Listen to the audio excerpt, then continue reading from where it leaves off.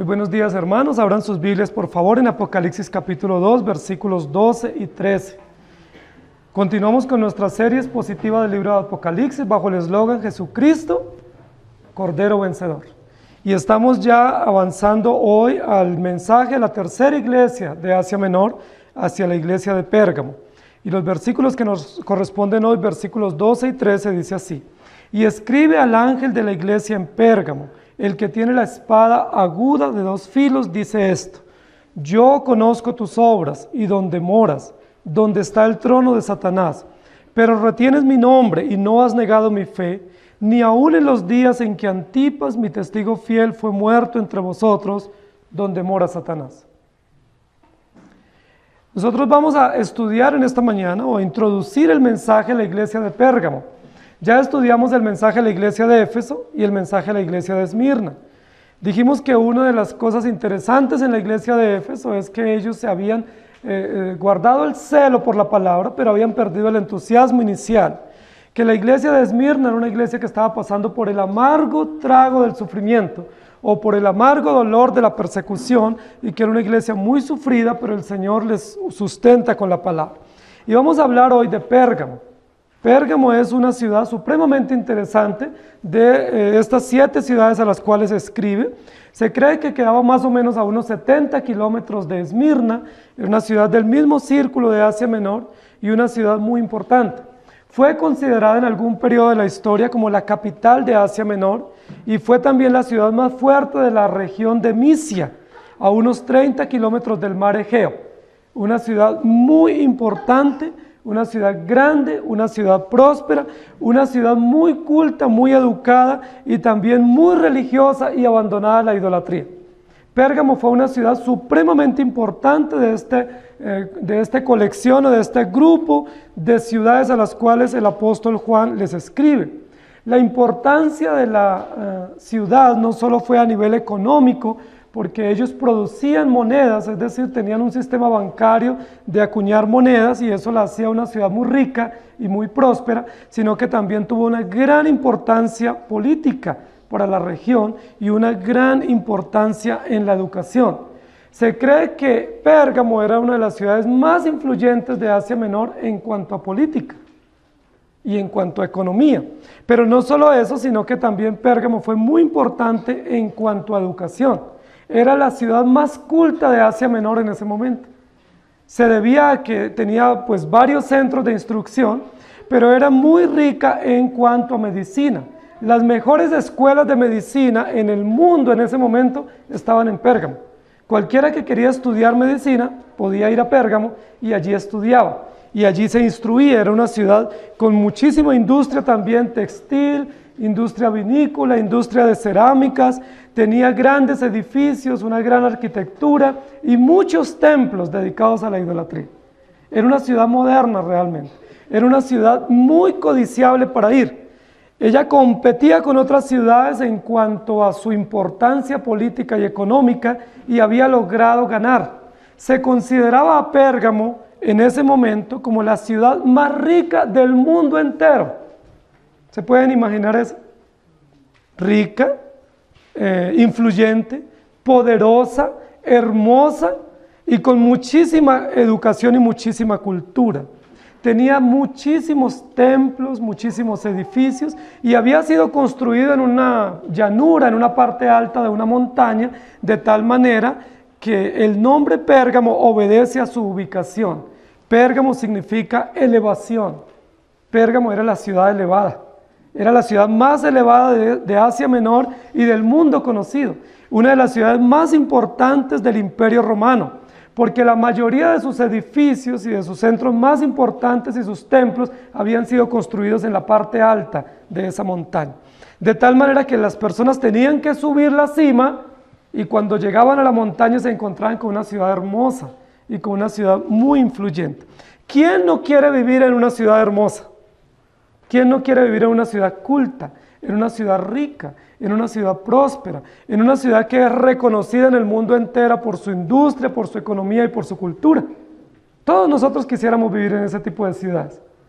De hecho, muchas personas van de los pueblos pequeños y de los campos a las grandes ciudades, las que nos ofrecen mejores oportunidades. Los campos están quedando cada vez más vacíos en nuestro continente porque los jóvenes buscan siempre hacia las grandes ciudades. ¿Y qué es lo que ellos buscan? Una ciudad culta, una ciudad donde tengan oportunidades de estudiar la carrera que ellos quieran, de tener posibilidades de mejores trabajos y de tener el orgullo de vivir en una gran ciudad. Muchos de nosotros nos sentimos orgullosos de la ciudad donde vivimos o de la ciudad donde venimos y decimos, es que yo vengo de tal ciudad. Es la ciudad más hermosa, es la ciudad más reconocida por su arquitectura, es una ciudad con patrimonio arquitectónico, es una ciudad muy famosa. Así era Pérgamo.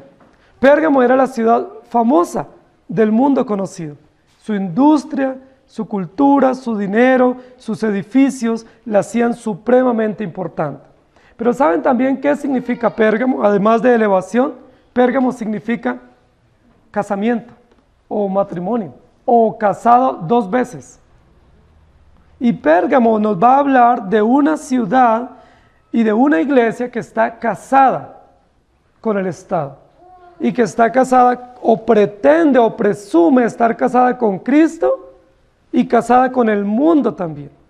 Es decir, Pérgamo nos va a ayudar a entender una realidad que nosotros enfrentamos en el mundo contemporáneo, y es la realidad de servir al Señor, pero estar en medio de una sociedad pagana y de estar atraídos por el mundo y muchas veces estar más identificados con el mundo y con las ideologías del mundo que con el mensaje eterno del Evangelio. Pérgamo nos va a hablar del desafío de las ciudades contemporáneas, ciudades cosmopolitas, ciudades modernas, pero ciudades vendidas a la inmoralidad, vendidas al mundo y vendidas al paganismo, donde realmente es muy difícil vivir el Evangelio. Si bien es cierto, tenemos oportunidades en una ciudad como esta, tenemos muchas opciones de empleo y opciones de educación, también tenemos serias amenazas en cuanto a la moral, en cuanto a la fe y muchas influencias del paganismo. Pérgamo era tan famosa que tenía una biblioteca con más de 200,000 volúmenes en su biblioteca.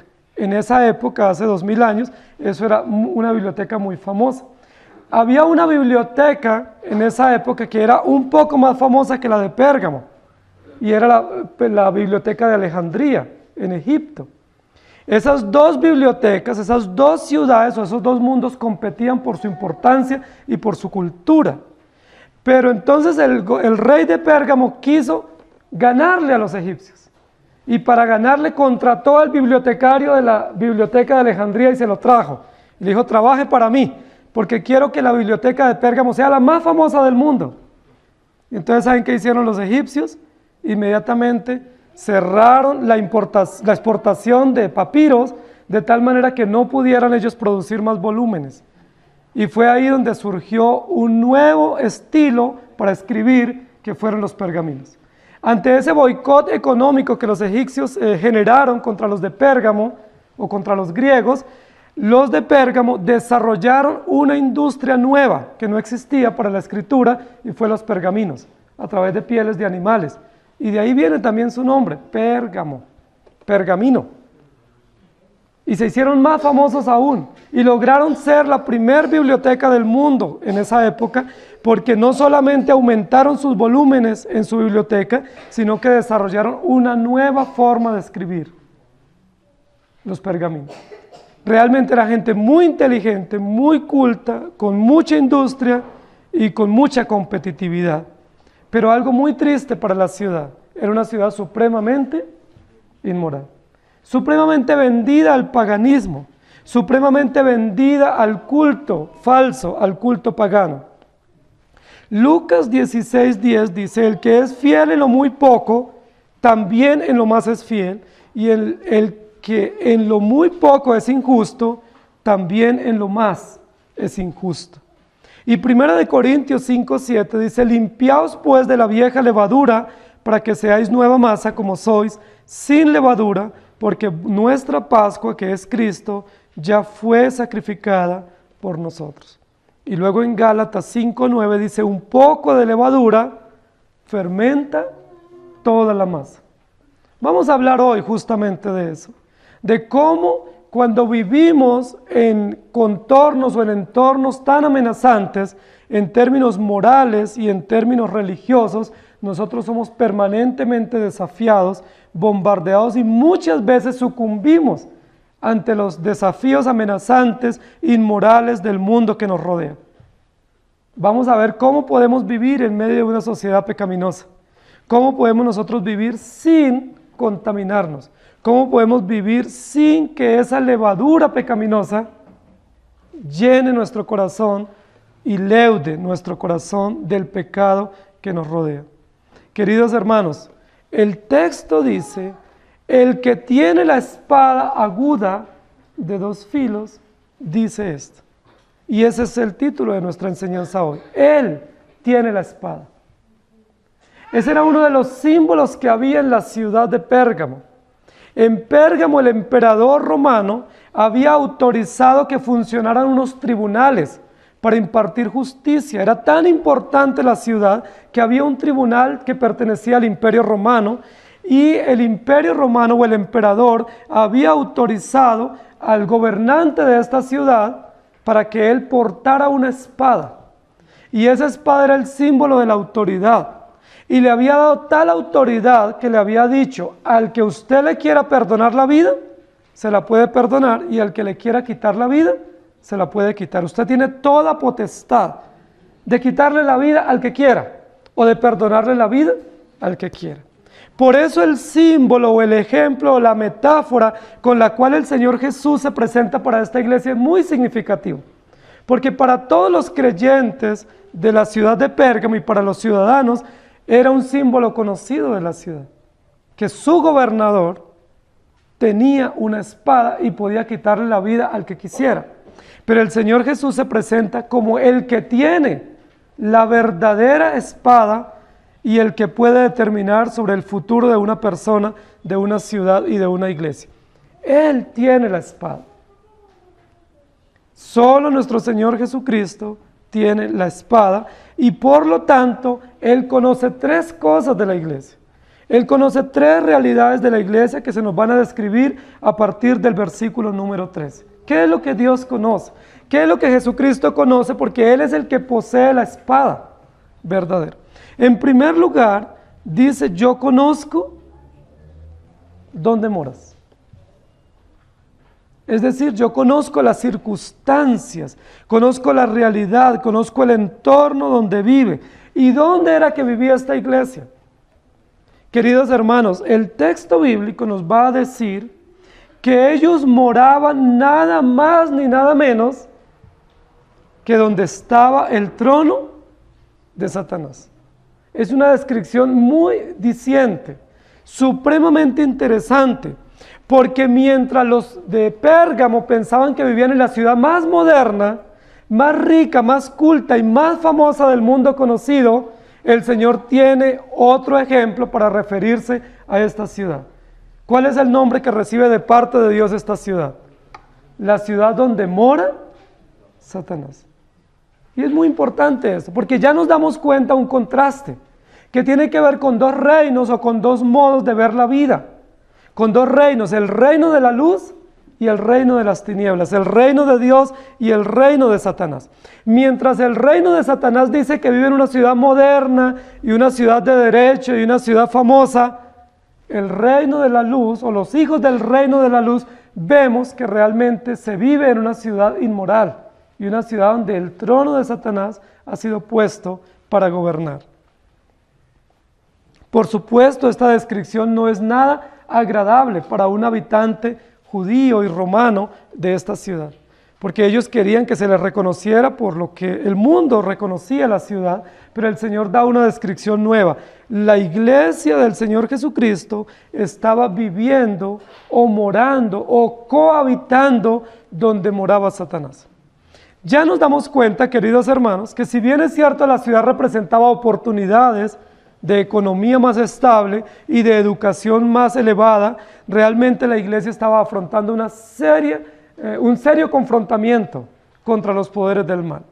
¿Por qué la Biblia dice que la iglesia de Pérgamo vivía donde moraba Satanás? Y si ustedes analizan el versículo 13, en 2 oportunidades habla de mora donde mora Satanás, o habla del trono de Satanás. Hay varias inquietudes o varias formas de entender este pensamiento de por qué el Señor dice que la iglesia está morando donde mora Satanás o donde tiene el trono Satanás. Realmente no está hablando de nada místico, de nada esotérico, sino que está hablando de una realidad que para el mundo de esa época y para los ciudadanos de Pérgamo era bien recibida. Es decir, el culto al emperador y el culto a la idolatría había crecido tanto, pero los ciudadanos de Pérgamo habían abrazado ese culto simplemente como un desarrollo de cultura. Ustedes saben que nosotros vivimos también en un país altamente dado a la idolatría y al paganismo, y con grandes mezclas de paganismo y religión.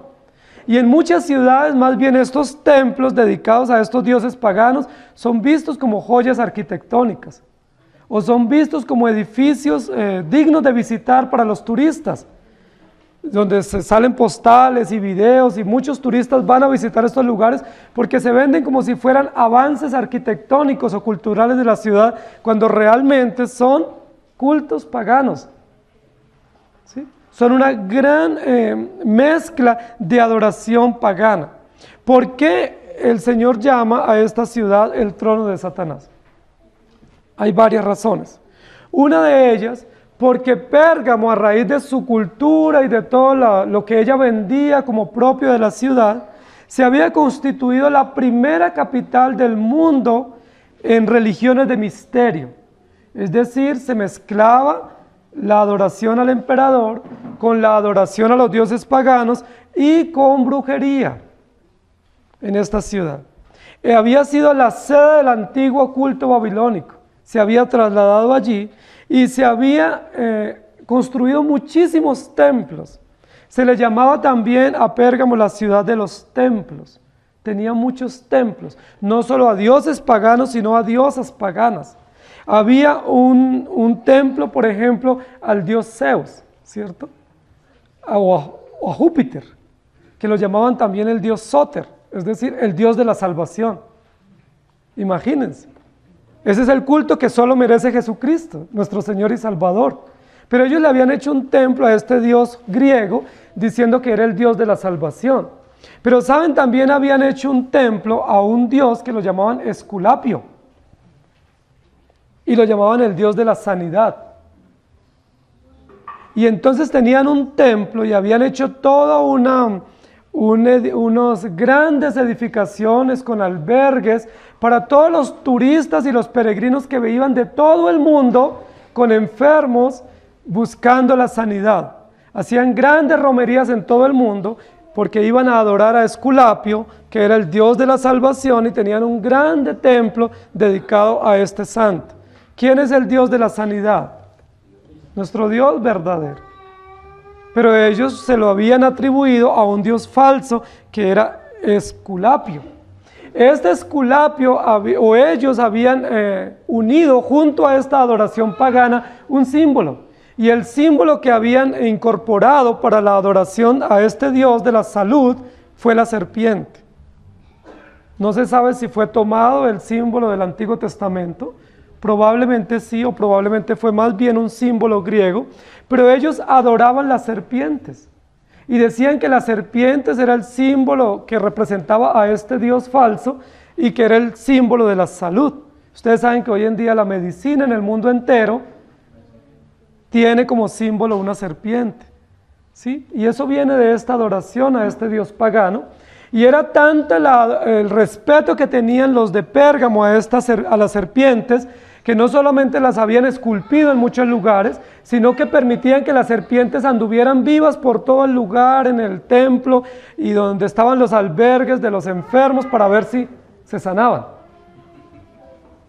Era realmente un culto mezclado con cultura, con adoración esotérica y de brujería, pero también con adoración pagana al emperador.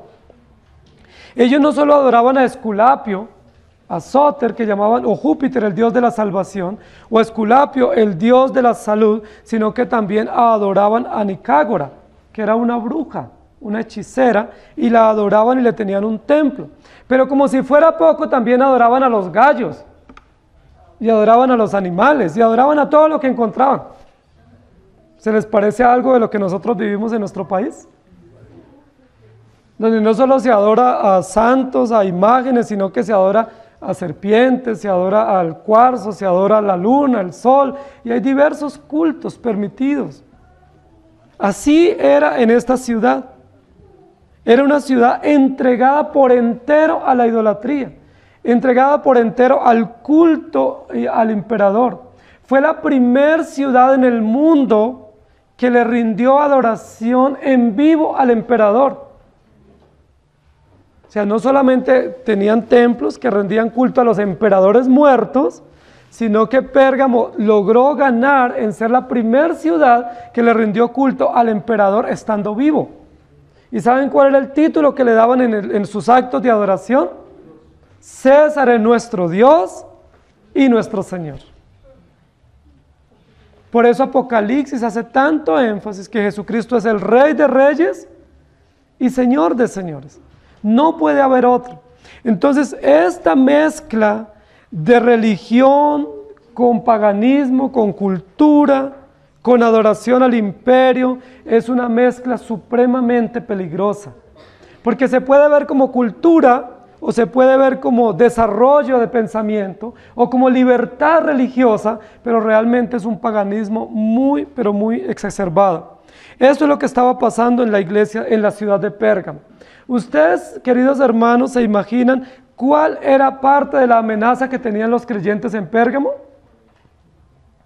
Ellos realmente no vivían en una ciudad moderna, vivían en una ciudad donde moraba Satanás. Era el mismo trono de Satanás. Era tal la autoridad que ejercía el culto imperial que obligaban a los creyentes a ir a adorar al César en sus templos dedicados a él, y los obligaban a todos y sacaban a los creyentes de las casas y los llevaban para que adoraran al emperador. Y si ellos iban y adoraban, les daban un certificado que lo podían poner en público, de tal manera que los supervisores o los que empleaba el imperio podían ir y ver si estaba el certificado público, y si estaba era porque ellos habían adorado al emperador y les perdonaban la vida. Y si ese certificado no estaba, ¿qué sucedía? Le quitaban la vida a los creyentes, porque ellos se habían mantenido fieles. Y vez tras vez renovaban los certificados, y era parte de su presión contra los creyentes.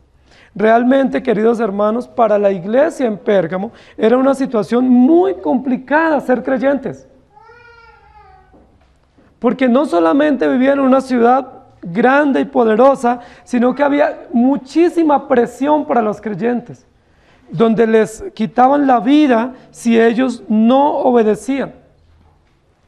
Recordemos que ya para esta época se había quitado el edicto de tolerancia que se había emitido para preservar a los creyentes, y había una persecución clara contra ellos, para perseguirles a causa de la fe. ¿Qué dice el Señor, el que tiene la espada aguda? Yo conozco dónde vives. Yo conozco tu circunstancia. Es decir, yo he estado presente en medio de todas las realidades tan difíciles y tan hostiles en las cuales ustedes viven. Con mucha frecuencia nosotros pensamos que si vivimos en realidades difíciles, el Señor no sabe las circunstancias que nosotros pasamos. A veces decimos, es más fácil ser creyente en el campo que ser creyente en una gran ciudad. A veces pensamos que es más fácil enfrentar desafíos estando en pueblos pequeños y no en ciudades tan grandes y tan perversas como esta. Pero ¿saben qué es lo que dice el Señor? Yo conozco dónde moras. Ahora, ¿por qué el Señor sabe dónde ellos moran? Porque Él es omnisciente.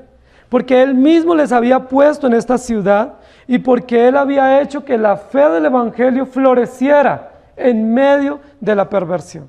Recordemos que la Escritura dice que donde abunda el pecado, sobreabunda la gracia.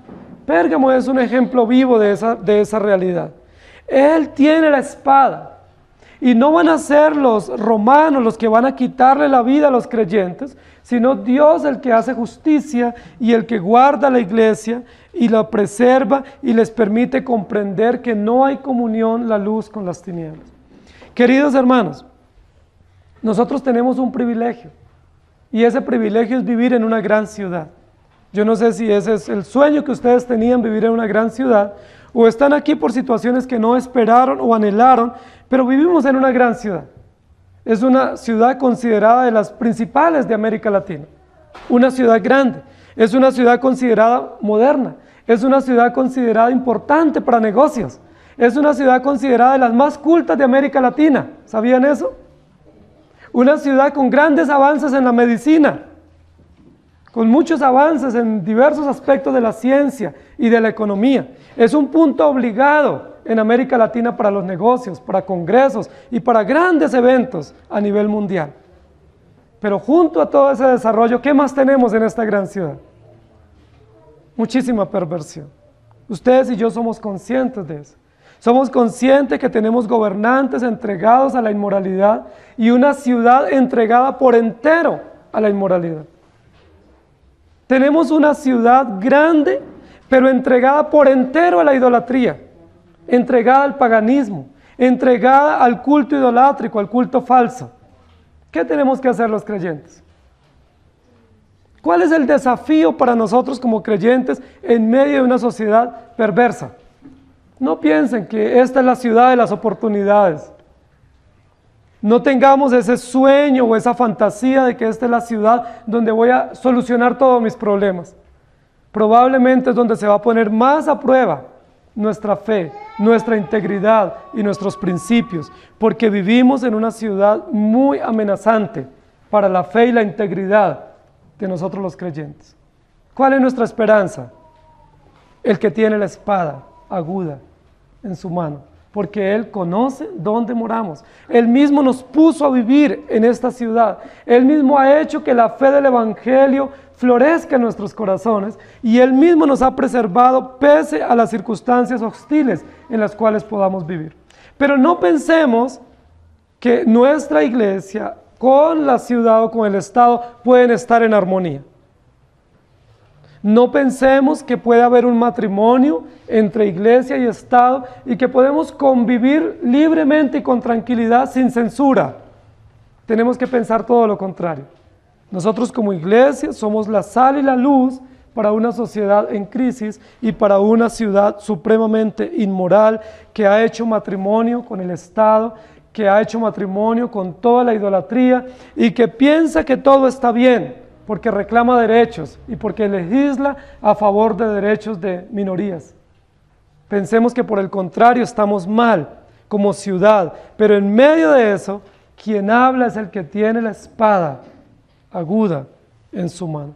Segunda de Tesalonicenses capítulo 2, versículo 3 dice: nadie os engañe de ninguna manera, pues no vendrá sin que antes venga la apostasía y se manifieste el hombre de pecado, el hijo de perdición.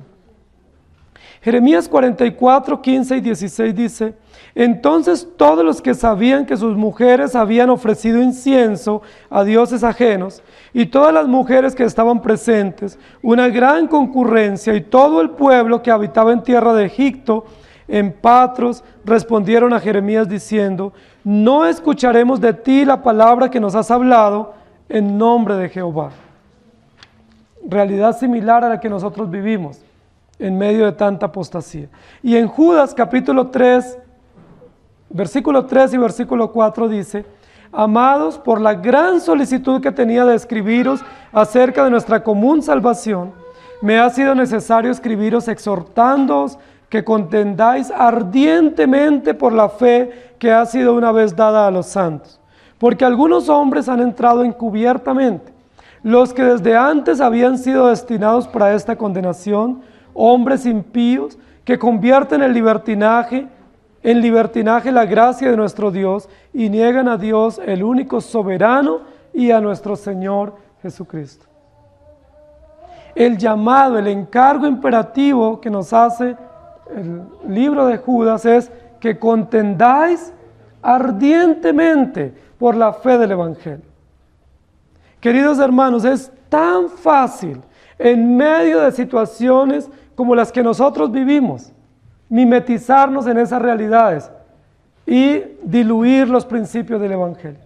Es tan fácil ver lo que el mundo nos ofrece como modernidad, como desarrollo, como intelectualismo y abrazarlo sin ningún tipo de reparo. Es tan fácil nosotros pensar que vivimos en la ciudad de los sueños y no denunciar las inmoralidades.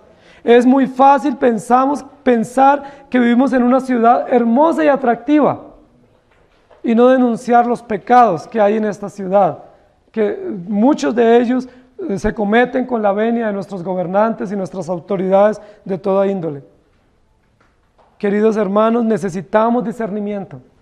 Necesitamos la gracia de Dios para poder saber que en medio del desarrollo urbanístico hay inmoralidades, que en medio de los desarrollos arquitectónicos y tecnológicos hay muchísima apostasía que se levanta contra la fe verdadera y que podamos denunciar y podamos poner nuestra mirada y nuestra atención únicamente en el Señor. Yo conozco dónde moras. Y yo conozco los desafíos que tú tienes. Y conozco las amenazas y conozco los riesgos que tú tienes en esta ciudad. Y eso me parece hermoso de parte de nuestro Dios. ¿Cuántos riesgos tenemos nosotros en esta ciudad? Que no tendríamos en una ciudad pequeña probablemente, o en un campo. ¿Cuántas amenazas? Muchas personas han sido muy constantes en sus iglesias, en pueblos pequeños o en el campo, pero una vez llegan a la gran ciudad, quedan deslumbrados y no vuelven a congregarse. No tienen tiempo, porque los grandes centros comerciales y la arquitectura y los desafíos de la ciudad nos deslumbran y nos olvidamos de nuestro compromiso de fe. Muchas personas en sus pueblos o en sus veredas fueron muy fieles al Señor, aparentemente. Y cuando llegan a lugares como estas urbes, quedan atrapados por los desafíos efímeros. Pero ¿saben qué dice el Señor? Yo conozco dónde moras. Yo conozco dónde moras. Y eso nos da esperanza, queridos hermanos. Eso nos da esperanza porque muchos de nosotros he escuchado que dicen: ¿para qué traer hijos a este mundo en medio de una sociedad tan perversa? ¿Saben qué dice el Señor? Yo conozco dónde moras. Y si Dios nos da familia, nos da hijos, pues recibámoslos como bendiciones de parte de nuestro Dios, porque Dios mismo nos ha puesto en una ciudad amenazante, pero nos ha puesto con un propósito. Y ese propósito es preservar la fe del Evangelio y vivir para la gloria de Dios. El que tiene la espada conoce dónde moras. Y en segundo lugar, el que tiene la espada, que es Jesucristo, conoce tus obras. El versículo número 13 dice: yo conozco tus obras, que retienes mi nombre y no has negado mi fe. Yo conozco tus obras. Una y otra vez en los diversos mensajes vamos a reiterar lo que la palabra reitera, y es ese atributo del conocimiento de nuestro Dios o la omnisciencia de nuestro Dios para describir o descifrar todo lo que la iglesia está haciendo. Con muchísima facilidad nosotros olvidamos lo que hemos hecho mal y olvidamos lo que otros han hecho a favor nuestro. Con mucha facilidad nosotros olvidamos lo que el mismo Señor nuestro Dios ha hecho a nuestro favor. Es probable que al finalizar este año y evaluar un poco nuestras obras o los resultados de este año, lleguemos a la conclusión de que no hay nada que agradecer o que no hubo nada bueno, porque olvidamos con tanta facilidad. Pero saben, nuestro Dios, nuestro Señor omnisciente, justo y misericordioso, conoce y no olvida todas nuestras obras. Yo conozco tus obras. Se le dijo a la iglesia de Éfeso eso. Luego a la iglesia de Esmirna también: yo conozco tus obras.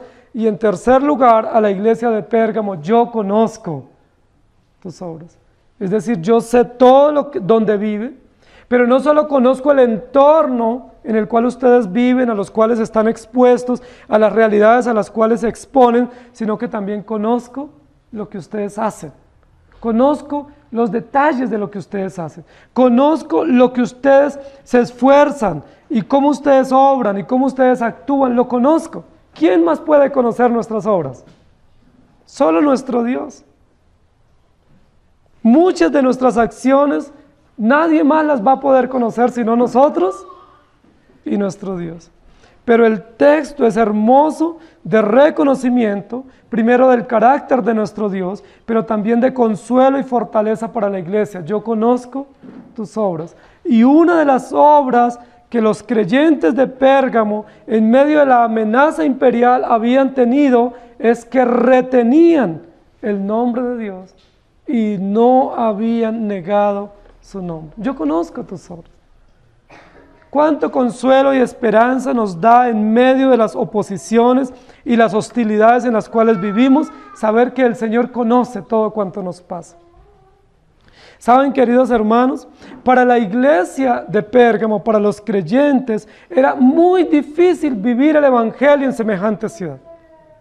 Porque para nosotros es muy difícil una ciudad como esta, pero no hay un edicto contra nosotros donde nos estén haciendo una persecución directa, donde nos vayan a nuestras casas y nos amenacen y nos maten.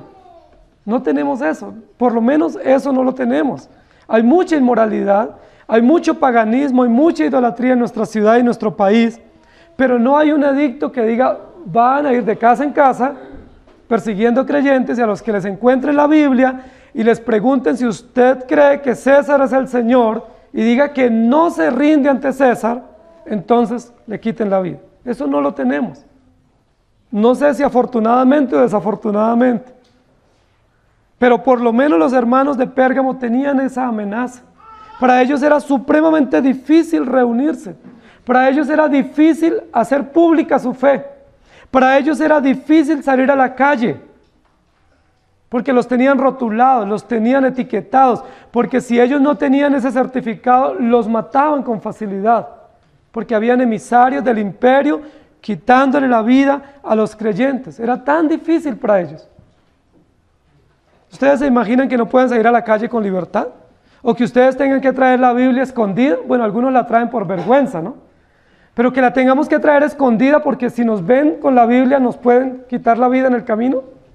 ¿Ustedes saben lo que eso significa? Queridos hermanos, no tenemos eso. Tenemos más libertad en ese sentido. Pero para ellos era muy difícil. El concepto de prosperidad, de cultura y de educación realmente se veía muy opacado por toda la amenaza que ellos tenían de parte del emperador. Si ellos se negaban a adorar al emperador, los perseguían y les quitaban la vida con la espada. ¿Qué haría usted frente a esa amenaza?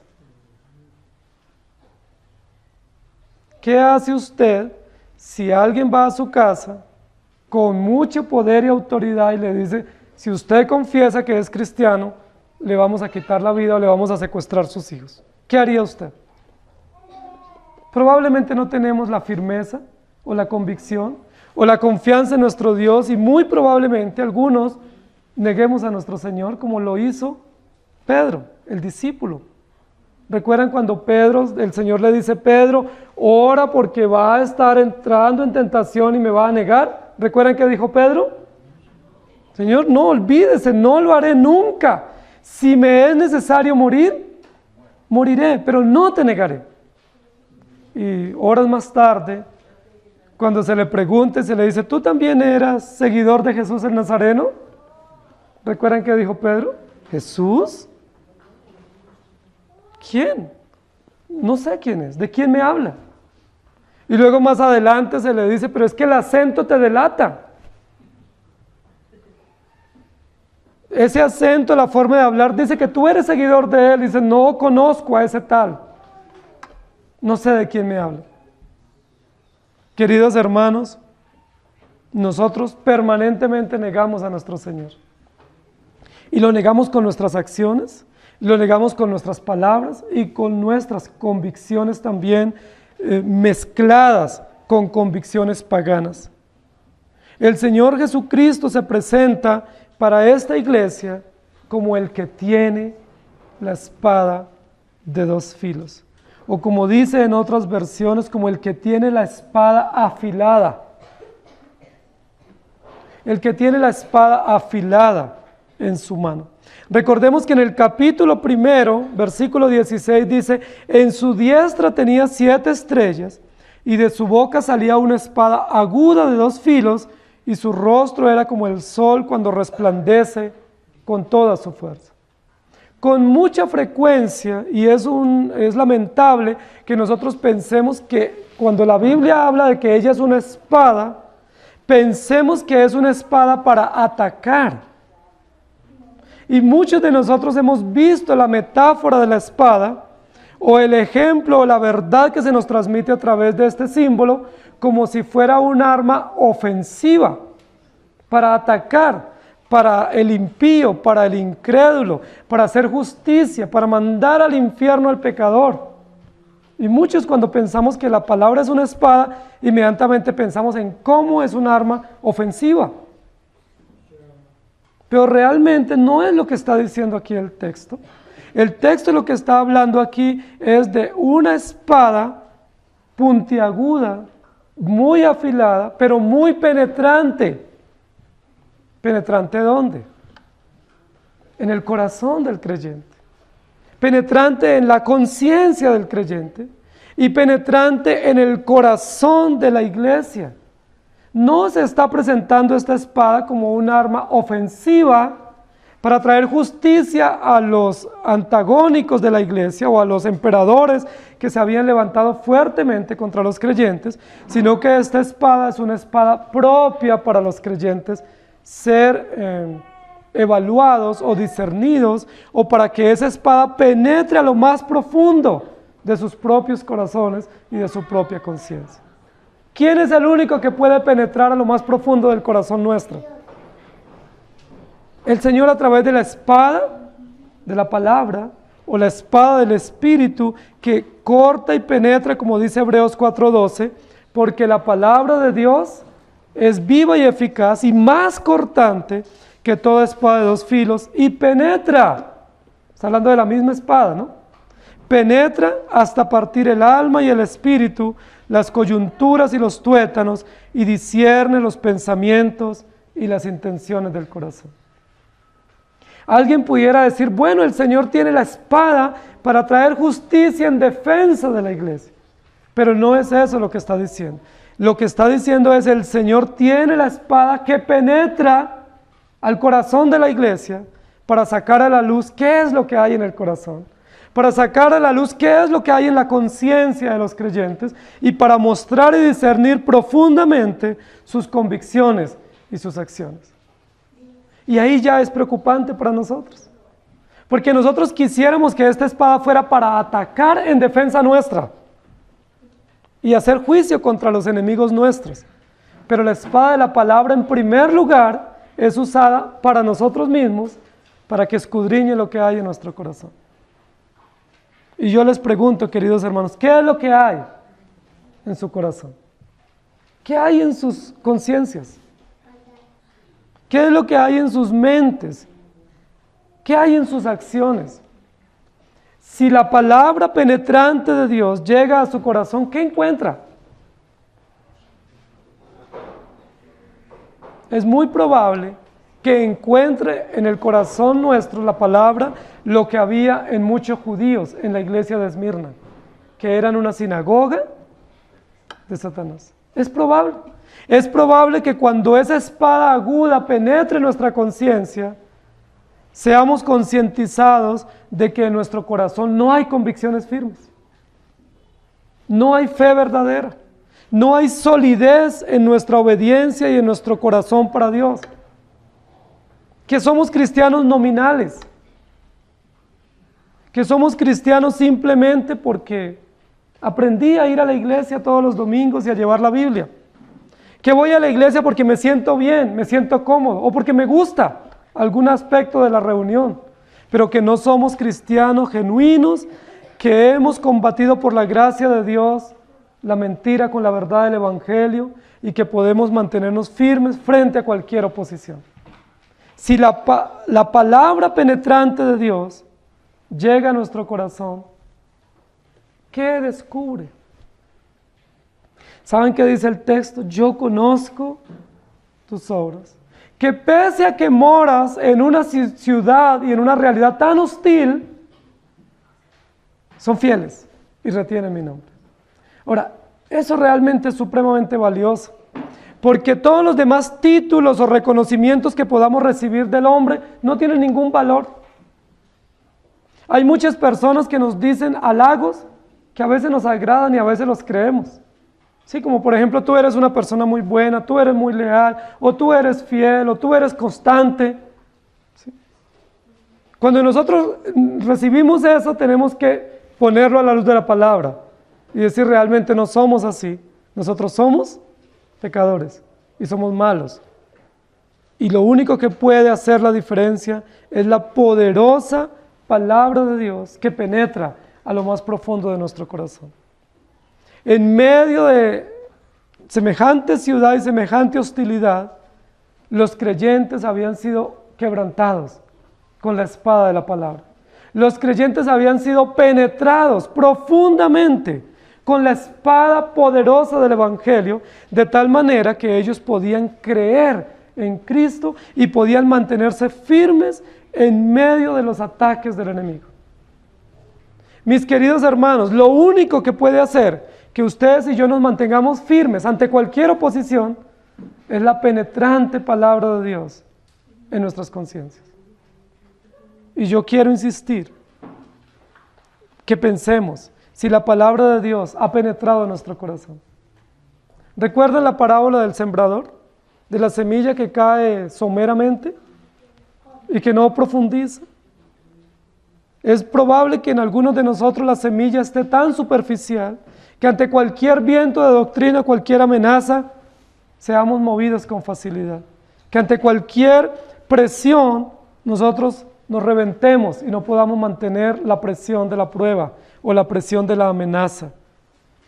La palabra de Dios es viva y eficaz. Isaías 34:5 dice, porque en los cielos se embriagará mi espada, y he aquí que descenderá sobre Edom en juicio, y sobre el pueblo de mi anatema. Y luego en Juan 12:48 dice, el que rechaza y no recibe mis palabras, tiene quien lo juzgue. La palabra que he hablado, ella lo juzgará en el día final. Si la palabra penetrante de Dios, como una espada afilada, no redarguye nuestro corazón, no penetra nuestras conciencias y nos hace vivir por el Evangelio, vamos a tener que enfrentar la espada de la ira de Dios, que es la espada del juicio, porque dice 2 de Timoteo capítulo 4 versículo 2, muchos se apartan de la verdad y se vuelven a las fábulas. La iglesia de Pérgamo está siendo escrutada por Dios mismo. El Señor Jesucristo, que es el Señor de la iglesia, escruta a esta iglesia para conocer las circunstancias en las que vive. Hace todo un diagnóstico de circunstancias, de realidad, de contexto, plenamente conocido por el Señor, pero luego escruta las acciones de ellos y les dice, yo conozco sus obras, conozco sus acciones. Y en tercer lugar, el que tiene la espada aguda en su mano, conoce su firmeza. El texto continúa diciendo, pero retienes mi nombre y no has negado mi fe, ni aun en los días en que Antipas, mi testigo fiel, fue muerto entre vosotros, donde mora Satanás. Hermanos, ¿cuánto nos gustaría a nosotros tener este tipo de evaluación de parte de nuestro Señor? Que en medio de todas las circunstancias o limitaciones o adversidades que podamos tener o afrontar, que el Señor diga, pero en medio de todo ello, tú retienes mi nombre y no has negado mi fe. Y que ponga el mismo Señor Jesús un ejemplo de un testigo fiel que vivió en la ciudad de Pérgamo. Recordemos que en la iglesia de Esmirna, posterior al mensaje, fue martirizado uno de los obispos, padres de la iglesia, ¿cierto? Policarpo, un extraordinario hombre que Dios lo mantuvo fiel hasta la muerte, que dio su vida por causa del Evangelio, porque el Señor lo capacitó y lo sostuvo. Pero luego aquí en la iglesia de Pérgamo tenemos otro ejemplo de otro mártir por causa del Evangelio, pero que este fue un mártir anterior al mensaje que se le da a la iglesia. Y este mártir anterior fue Antipas. No sabemos de Antipas quién fue. No sabemos si fue un anciano de la iglesia, no sabemos si era un diácono, no sabemos qué calidad tenía él como creyente miembro de la iglesia. Pero la Biblia nos habla de una virtud supremamente valiosa de este creyente. Es la virtud de la lealtad, de la firmeza y de la fidelidad a pesar de. Antipas es puesto aquí en el texto para darnos un modelo de que sí es posible, queridos hermanos, mantenernos fieles aún en sociedades inmorales y perversas. Que sí es posible levantar hijos educados en los caminos del Señor y fieles al Señor en medio de sociedades hostiles. Que sí es posible que nuestros hijos vayan a la universidad y no se contaminen de las inmoralidades del mundo. Que sí es posible.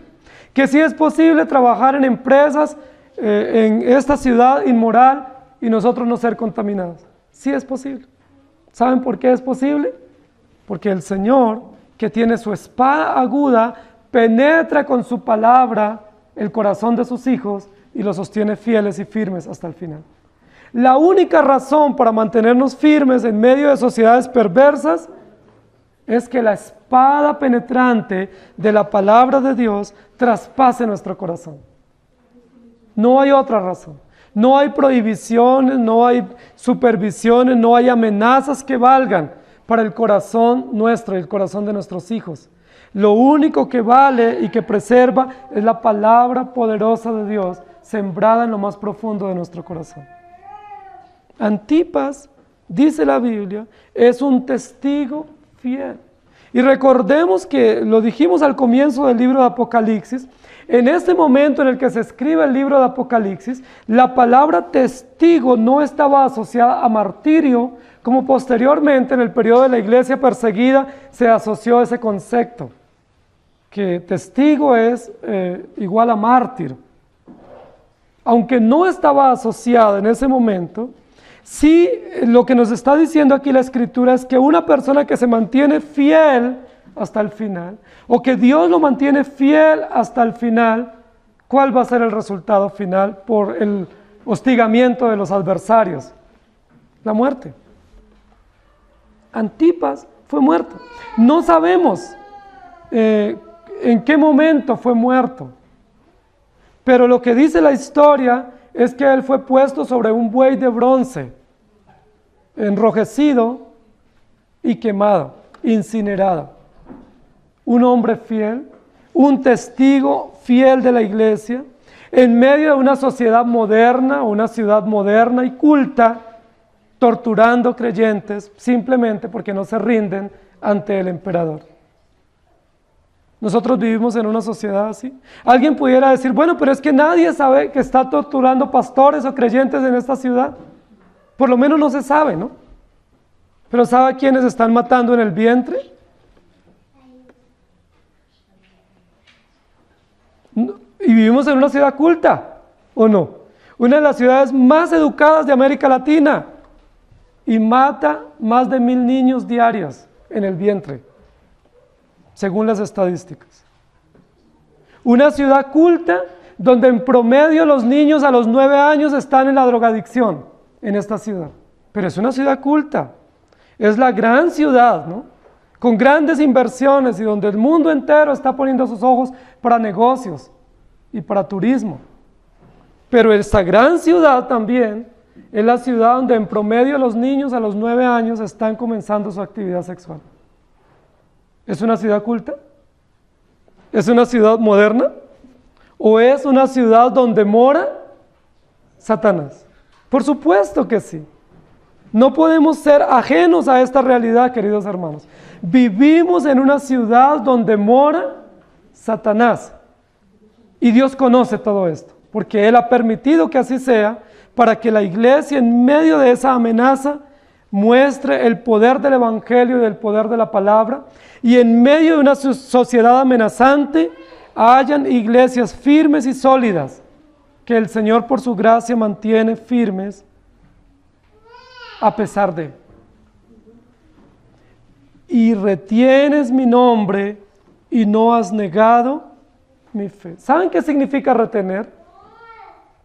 Retener significa agarrar, ¿sí? Asir, ¿sí? tomar con fuerza, aferrarse o abrazar firme y seguramente, prenderse de algo y no soltarlo. ¿Saben de qué estaban aferrados los creyentes en Pérgamo? ¿De qué estaban agarrados y asidos y firmemente abrazando y empuñando?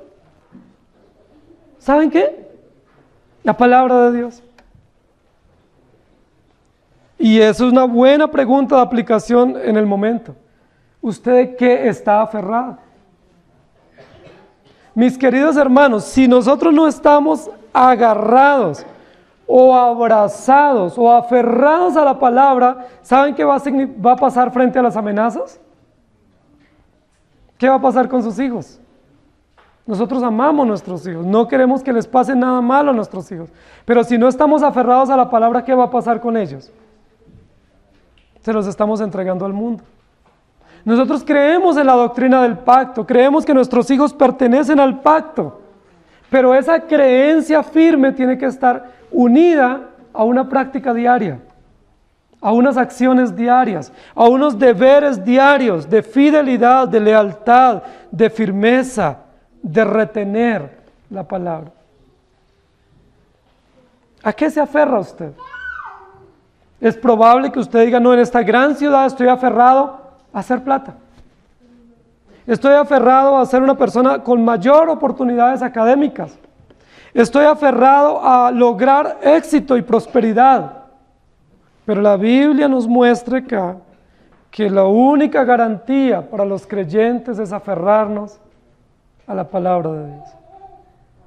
¿Qué significa estar aferrados a la palabra? ¿Ponerla debajo de nuestra cabecera? ¿Cargarla en el bolso todos los días? Estar aferrado significa creerla, leerla, meditarla y proclamarla todos los días. Aferrados a la palabra, regulados por la palabra, sostenidos por la palabra. Retener significa abrazar las verdades eternas del Evangelio. Por eso los creyentes en Pérgamo, cuando les decían, va a haber la celebración para el César, para Augusto César, y todos tienen que doblegarse, ¿qué decían los creyentes? No podemos, pero los van a matar si no hacen eso. ¿Y qué decían ellos? No podemos, porque nuestra palabra, que la palabra de Dios dice que el único Dios y el único Señor se llama Jesucristo. ¿Se acuerdan de la época de Daniel en Babilonia? Que a él y a los otros jóvenes los obligaban por edicto también imperial que debían postrarse ante la imagen del emperador. ¿Y se acuerdan qué dijeron? No podemos. Y más bien dedicaban ese tiempo para orar y para pedir fortaleza del Señor. Abrazar la palabra significa reconocer quién es nuestro Salvador. Nuestro Salvador no es Zeus, no es Sóter, no es Júpiter. Nuestro Salvador se llama Jesucristo y nos rendimos a Él. Nuestro sanador no es Esculapio. Nuestro sanador se llama Jesucristo. Nos doblegamos ante Él, nos doblegamos ante sus principios, nos doblegamos ante su palabra, nos rendimos ante sus enseñanzas, pero nos mantenemos firmes contra las acechanzas del diablo. Queridos hermanos, la iglesia de Pérgamo no tenía una situación fácil. Hubo un momento muy grande de persecución. ¿Saben cuál fue el peor momento que vivió la iglesia? Cuando fue muerto Antipas, un testigo fiel. En esos días, ¿qué se esperaría de otros creyentes? Que negaran la fe, que soltaran esos principios y preservaran su vida y la de sus familias. Pero ¿qué dice el Señor? Ni aún en los días en que Antipas fue muerto, los creyentes negaron la fe del Evangelio. Qué extraordinario, queridos hermanos. Cuando leemos a veces o escuchamos testimonios de épocas en que la iglesia ha sido perseguida, tanto en la historia bíblica como en la historia contemporánea, nos maravillamos cuando vemos que en algunos lugares creyentes son enterrados vivos o son torturados y hasta el final ellos retienen el nombre del Señor. ¿Se acuerdan que uno de nuestros reformadores también fue puesto en aprieto y le dijeron, si renuncia a eso que usted ha proclamado, le preservamos la vida? ¿Y recuerdan lo que él dijo? Si el Señor me convence por las Escrituras que estoy equivocado, lo haré. Mi conciencia está amarrada o agarrada o atada a la Escritura y no puedo hacer otra cosa sino mantenerme allí. Y eso me parece maravilloso, porque aunque estaban encendiendo la hoguera y subiendo la temperatura, ellos se pueden mantener firmes. La pregunta es, ¿cómo Antipas se mantuvo fiel, queridos hermanos? ¿De qué materia prima era Antipas como creyente? ¿Qué tenía Antipas que no tenemos los creyentes hoy en siglo XXI? ¿Qué fe tenía o qué poder extraordinario adicional tenía Antipas que no tenemos nosotros? Y la respuesta es, ninguno. Antipas fue un creyente igual que usted y yo, lleno de la gracia de Dios, pero que la palabra poderosa del Evangelio había penetrado su corazón, le había conquistado, le había dominado, y frente a la prueba, él lo único que puede hacer es retener la verdad del Evangelio, porque esa verdad ya le había retenido, sin importar la circunstancia. Yo les pregunto, querida iglesia, ¿puede algún cristiano confesar a Jesucristo hoy y al mismo tiempo obrar carnalmente? ¿Es concebible o es ecuánime que un creyente proclame el Evangelio el domingo y en la semana viva una vida desordenada? ¿Es coherente que usted proclame que Jesús es su Señor y su Salvador, pero esté entregado a ideologías y a acciones y a cultos paganos? ¿Es concebible eso? Por supuesto que no. Por supuesto que si usted lee la Biblia, usted no puede consultar un brujo, porque es inconcebible. Si usted lee la Biblia, no debe consultar el horóscopo nunca, porque es inconcebible. Si usted lee la Escritura, no tiene por qué ir a que le lean la mano, ni el chocolate, ni el café en leche, ni nada. ¿Por qué? Porque es inconcebible. Porque los que hemos sido penetrados por la espada de la palabra, no podemos retener más que los principios del Evangelio. La Escritura dice que aún en los peores días, en medio de ese gobierno hostil de Satanás contra la iglesia, los creyentes en Pérgamo retienen el nombre del Señor. Cuando ellos les decían, César es el Señor, ¿qué decían los creyentes? Jesús es mi Señor. Cuando el culto y en las celebraciones públicas decían, César Augusto es Dios, los creyentes decían, solo hay un Dios y nos rendimos a Él.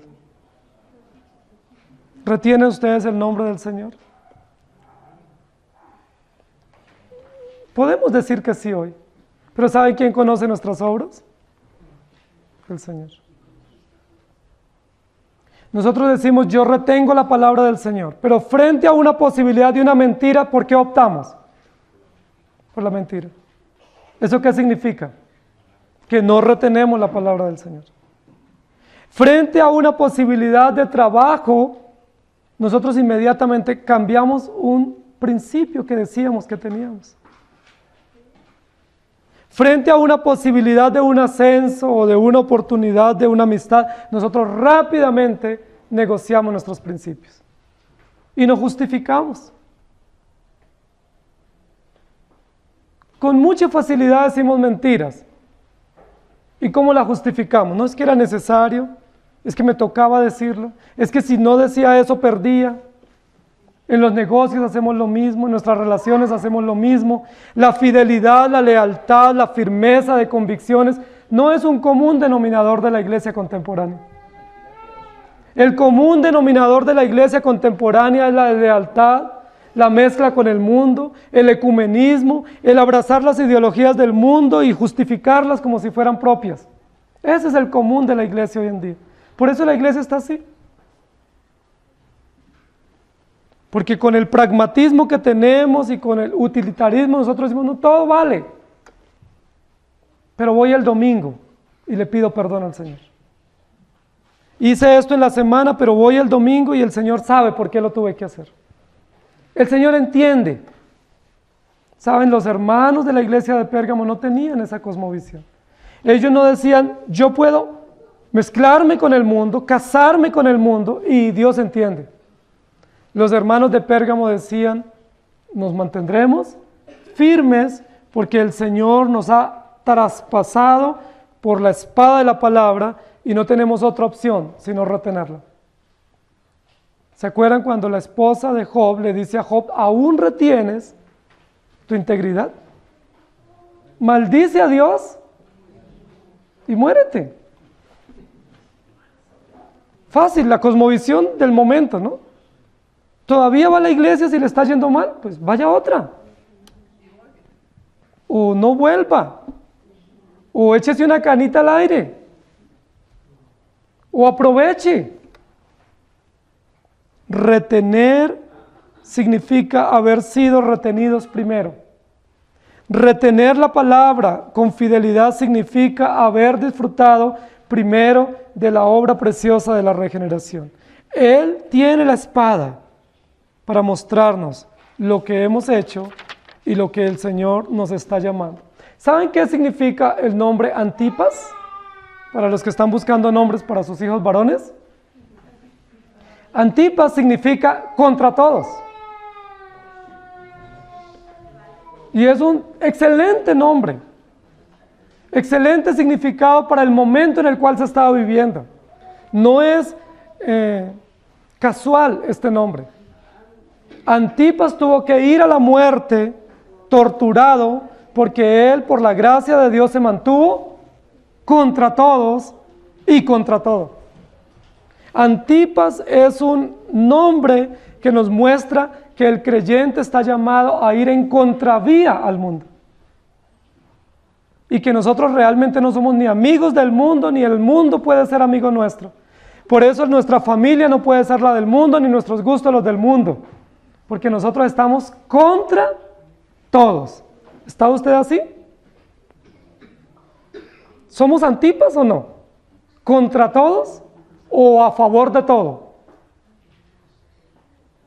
Antipas representa los creyentes que han entendido fuertemente la convicción del Evangelio. Estamos contra todos. No podemos estar de acuerdo cómo se gobiernan nuestras ciudades y nuestros países, indistintamente del color político. No estamos de acuerdo. ¿Por qué? Porque nuestros gobernantes, del color que sea, no están honrando a Dios, sino buscando sus propios beneficios. No podemos estar de acuerdo con la educación que se da en nuestros países. ¿Por qué? Porque son educaciones con ideologías paganas, con ideologías perversas y con enfoques totalmente contrarios al Evangelio. Los modelos económicos que tenemos no son los adecuados, no glorifican a Dios. Los modelos de inversión que tenemos no glorifican a Dios. Los modelos de familia que nuestra sociedad promueve no glorifican a Dios. Y nosotros estamos contra todo y contra todos. Y esa es la razón por la cual el Señor dice, yo conozco tu lealtad. Y Antipas es un ejemplo que demuestra la fidelidad en medio de y a pesar de. Es posible vivir en medio de sociedades corruptas, hermanos. Una prueba es usted y yo. Es posible vivir en medio de sociedades perversas. Una prueba es que la iglesia se mantiene, el Señor la preserva. Y es posible dar fruto en medio de sociedades amenazantes. Primera de Pedro 5:8 dice, sed sobrios y velad, porque vuestro adversario el diablo, como león rugiente, anda alrededor buscando a quien devorar. Cuando la Biblia habla de Satanás, aquí no está hablando de cosas místicas, ¿no? Que hay personas que zapatean todos los días a Satanás y lo desafían y le hablan. Aquí está hablando del gobierno de Satanás traducido en la cultura, traducido en la política, traducido en la medicina, en la economía y aún en los diseños propios de los programas de gobierno. ¿Cómo esos programas de gobierno lo que muestran es que Satanás gobierna. La inmoralidad triunfa, pero el Señor ha puesto su iglesia y la ha preservado y la preservará hasta el final por el poder de la palabra. Amén. Inclinen su rostro, por favor, y oramos. Amado Señor, gracias por darnos el privilegio de conocer tu palabra. Queremos pedirte perdón porque no valoramos tu palabra como debiéramos hacerlo. Porque tu palabra a veces ha sido un apéndice más, un anexo más, pero no vivimos por ella ni para ella. Te pedimos perdón porque tu palabra no es nuestra fuente absoluta de autoridad, de norma de fe y conducta. Tu palabra sí es útil, pero no es lo único. Y te pedimos perdón. Porque así como retenemos tu palabra, también retenemos nuestras tradiciones, retenemos nuestras fórmulas familiares, retenemos nuestras tradiciones de las regiones y te pedimos perdón. Porque nuestra norma de guía no es únicamente la espada penetrante de tu palabra. Señor, gracias por tu palabra. Y yo te ruego hoy que a todos los que estamos hoy, los que escuchamos hoy tu palabra, seamos penetrados por la espada afilada de tu preciosa palabra, por el poder de tu Espíritu Santo, penetrando nuestras conciencias, penetrando nuestros corazones y sembrando tu palabra, esculpiéndola en nuestras conciencias y haciéndonos vivir y deleitar en ella. Siembra tu palabra en nuestros corazones, Señor. Siembra tu palabra en el corazón de nuestros hijos a una temprana edad. Grábala. Retén tú mismo por el poder de tu Espíritu la palabra en nuestros corazones, para que pese a todos los desafíos de la sociedad moderna y de nuestro propio corazón, vivamos por ti y para ti, y no para el mundo. Que no nos casemos con el mundo, sino que vivamos para ti. Que esa espada penetrante gobierne nuestros corazones y veamos, Señor, el fruto aún en los momentos de oposición. Realmente no somos fieles y mucho menos en persecución, pero tú nos sostendrás porque fiel es el que nos llama y nos sostiene y nos afirma. Gracias te damos en Cristo Jesús. Amén. Señor les bendiga, queridos hermanos.